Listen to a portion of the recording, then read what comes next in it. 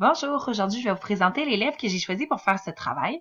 Donc l'élève que j'ai choisi se nomme Max. C'est un jeune garçon de 9 ans qui évolue dans une classe régulière de troisième année. Max est un élève ayant une cote 12 au niveau du trouble de comportement. Max ne connaît pas vraiment son père. Il est parti du milieu familial lorsque Max avait environ 6 mois. Au dire de sa mère, il a un problème de santé mentale et il a aussi des comportements très violents. Donc, c'est ce qui explique pourquoi Max n'est plus en contact avec lui. Max habite avec sa mère, son beau-père, ainsi que son demi-frère et sa demi-sœur qui sont âgés de 2 et 4 ans. Max appelle son beau-père papa, donc c'est lui qui occupe ce rôle-là pour Max. Il y a une très bonne collaboration avec la mère au niveau de l'école. Donc, aussitôt qu'on appelle la mère, elle vient, elle est ouverte à toutes les stratégies qu'on lui propose. Le niveau socio-économique de la famille de Max est plutôt faible. Le niveau de scolarité des parents aussi. La mère a malheureusement perdu son emploi pendant la durée de mon stage dû aux nombreuses absences qu'elle doit effectuer au travail pour venir chercher Max à l'école lors de ses suspensions et des rencontres avec les divers professionnels de l'école. La mère aide beaucoup Max à faire ses travaux. Au dire de Max, parfois, elle lui donne les réponses cependant. Donc, elle l'aide. Mais Max aime beaucoup faire ses travaux avec sa mère puisque c'est ça, celle-ci l'aide peut-être un petit peu plus que supposé. Et Max est en mesure de négocier aussi avec sa mère. Et les deux nous ont avoué que Max réussissait souvent à obtenir ce qu'il voulait de la part de sa mère. Et celle-ci croit que Max a un comportement dérangeant en classe car il a une douance. Donc, elle croit que c'est parce qu'il s'ennuie en classe qu'il adopte un comportement dérangeant. Et aussi, Max a un niveau de langage qui est très vulgaire pour son âge. Il emploie des mots de façon régulière comme pute, salope et connasse. Donc, des mots qu'un enfant de 9 ans ne devrait pas dire. La mère nous a avoué que le beau-père adoptait ce type de langage à la maison. Donc, Max le répète à l'école sans peut-être réellement comprendre qu'est-ce que ces mots signifient. Max a 2 amis dans la classe, Zoé et Tristan. Cependant, Max a de la misère à entretenir ses relations avec ses 2 amis. Il est de façon régulière en conflit avec eux, régulière, je dirais environ au moins une fois par semaine avec chacun d'entre eux. Au niveau des facteurs scolaires, Max a des difficultés en lecture, au niveau du décodage et de la vitesse de lecture. Il y avait un suivi en orthopédagogie, mais celui-ci a été arrêté puisque Max refusait d'y aller lorsque l'orthopédagogue venait le chercher. Au niveau de son enseignante, Max a une enseignante qui a plus de 25 ans d'expérience en enseignement. C'est une enseignante qui est ferme et contrairement avec sa mère, il n'y a pas moyen de négocier. Donc, les consignes sont claires et les conséquences sont constantes, la discipline aussi. Et au niveau de l'équipe école, il y a une psychoéducatrice qui est là à temps plein, avec qui Max a une très belle relation. Et aussi, il y a plusieurs TS qui sont dans l'école, mais je crois qu'il y en a 5 en tout, mais l'école a des besoins assez criants. Donc, même s'il y a plusieurs TS, lorsqu'on en a besoin, parfois elles sont occupées ailleurs. Donc, il y a un petit manque encore ici, malgré qu'on en a plus quand même que la plupart des autres écoles. Au niveau de ses besoins, j'ai ciblé plusieurs besoins pour Max. Donc, Max a un besoin de pouvoir. Il essaie de prendre le pouvoir dans la classe en négociant notamment avec l'enseignante et avec les autres élèves. Lorsqu'il fait des travaux en équipe, Max a tendance à ne pas écouter ce que les autres élèves ont à dire et à prendre toute la place et seulement croire que ses idées sont bonnes ou du moins affirmer que seulement ses idées à lui sont bonnes. Il y a aussi un manque d'habileté sociale. Max a de la misère à entrer en relation avec les autres élèves de la classe et de maintenir des relations qui sont saines. Et il y a aussi la gestion de ses émotions, particulièrement la colère. Donc, lorsque Max sent une frustration ou qu'il y a une situation qui le dérange, il va avoir de la difficulté à gérer sa colère.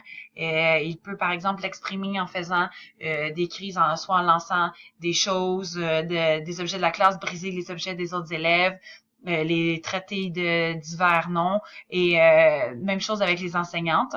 Donc, il peut aussi briser son propre matériel, son bureau ou sa chaise, des choses comme ça. L'objectif que j'ai ciblé pour Max, ça serait de réussir à faire du travail en équipe adéquatement, soit de faire la tâche lorsque celle-ci est demandée avec les autres élèves et de respecter les autres ainsi que leurs idées. Donc, de cette façon, si on réussit cet objectif, Max pourrait avoir des moments positifs avec d'autres élèves de la classe, apprendre à respecter, à écouter leurs idées et faire la tâche, puisque parfois, lorsque Max n'a pas envie de faire une tâche, il va laisser toutes les autres le faire ou ne pas, au contraire, ne pas écouter leurs idées et le faire tout seul de son côté. Les comportements ciblés, ça serait d'avoir des échanges positifs avec ses pairs, d'écouter et de respecter les idées des autres. Pour les interventions. Donc, la première intervention ciblée qu'on a mis en place, l'enseignante, la psychoéducatrice et moi-même, c'était un duotang d'attachement. Donc, dans la classe, le système, comment fonctionnait, c'est que chaque élève, dans son agenda, on avait un code de couleur à la fin de la journée, donc un vert, jaune ou rouge, pour décrire le comportement de l'élève au courant de toute la journée. Ce qui se passait avec Max, c'est que si, par exemple, il y avait une mauvaise période, donc si la première période commençait mal, il savait qu'il n'allait pas avoir un vert. Donc, il disait, tant qu'à avoir un verre, tant qu'à pas avoir un verre, je vais continuer à avoir un mauvais comportement, ça changera rien, je peux pas me reprendre, je peux pas avoir un verre, même si je fais le reste de la journée comme il faut. Donc, ce qu'on a fait, c'est un duotang avec des feuilles et le même code de couleur. Donc, sur chaque feuille, ça représente chaque période de la semaine, sauf que au contraire de l'agenda, c'est pas, il y a le même code de couleur, mais c'est pas pour une journée, c'est pour une période. Donc, si par exemple, la première période, c'est un rouge, bien, il peut se reprendre à la deuxième, il repart à 0. Donc, comme ça, il y a toujours moyen de se reprendre. Et on fixe des objectifs avec la mère. On a inclus la mère dans le duotang. Donc, il y a un système de récompense à la maison en lien avec ça. Donc, si Max, par exemple, a eu une journée avec tous des verres, ben, il va avoir une récompense à la maison. Et ça le motive beaucoup, beaucoup, beaucoup. C'est visuel pour l'élève. Il peut comparer ses semaines. C'est un duotang qui est vraiment à lui. On n'enlève pas les feuilles. Donc, chaque feuille, c'est pour une semaine. Et on peut se faire des petits défis avec ça. Donc, par exemple, on peut regarder semaine 1, on a eu 15 verres. Donc, semaine 2, on en veut 16. Donc, ça le motive un petit peu. C'est un petit défi qui est intéressant pour lui. Aussi, on a fait une place pour les commentaires positifs pour qu'on puisse communiquer avec maman lorsque Max fait des choses positives. Donc, ça, il aime beaucoup ça. Il aime ça qu'on écrive des petits mots doux à maman. Donc, ça le motive beaucoup. L'efficacité de cette technique, c'est vraiment efficace. Il accorde une grande importance à la couleur qu'il a obtenue. Quand je suis retournée les voir la semaine dernière, la première chose qu'il m'a dit, c'est il m'a dit, viens Catherine, je vais te montrer mon cahier. J'ai eu plein de verres la semaine dernière. Il était vraiment fier. J'ai vu une amélioration. Moi, ce que je faisais, c'est que je prenais en note le nombre de verres qu'il y avait à chaque semaine. Et là, je les ai comparés. Puis il y avait une amélioration de la première semaine à la dernière. C'est sûr qu'on n'est pas passé de 5 à 25 verres, là. Mais il y a quand même eu une évolution. Et je crois que d'ici la fin de l'année, l'évolution va être encore plus grande. Donc, c'est une intervention qui est à conserver selon moi. Ensuite, la deuxième stratégie ciblée qu'on a mis en place, c'est de changer l'emplacement de Max dans la classe et de le placer à un endroit qui était stratégique. Donc, ça avait pour but d'éviter les conflits et les contacts avec certains élèves. Max n'aime pas que les élèves passent autour de son bureau et touchent à ses choses. Donc, on l'a mis près de la porte parce que ça arrive que Max doit sortir de la classe pour aller se calmer. Et aussi, parfois la psychoéducatrice vient les chercher. Donc, on l'a mis près de la porte pour que sa sortie se fasse de façon la plus discrète possible. Donc, aussi, on a ciblé 8 élèves dans la classe qui pouvaient entrer en conflit facilement avec Max. Donc, on les a placés plus loin de lui possible. L'efficacité de ce moyen-là, je dirais qu'elle est moyenne. Comme on a 18 élèves dans la classe et qu'on en a ciblé 8 quand même, donc 8 élèves importants avec qui le risque était important d'entrer en conflit, c'était difficile de les mettre tous loin de Max sans que lui soit nécessairement à part. Donc,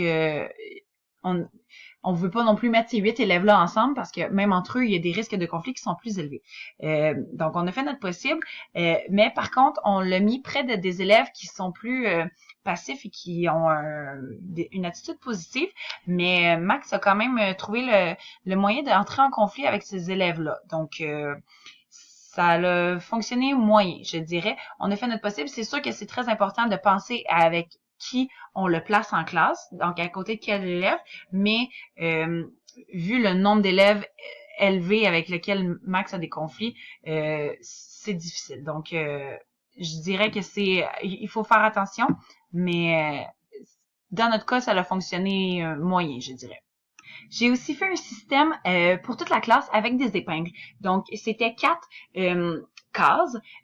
Toutes les étapes étaient formulées à la positive. Donc, tous les élèves partaient avec leur épingle à continue ton beau travail. Et là, lorsque je les avertissais, ils descendaient de 1. Donc, c'était vraiment comme des échelons.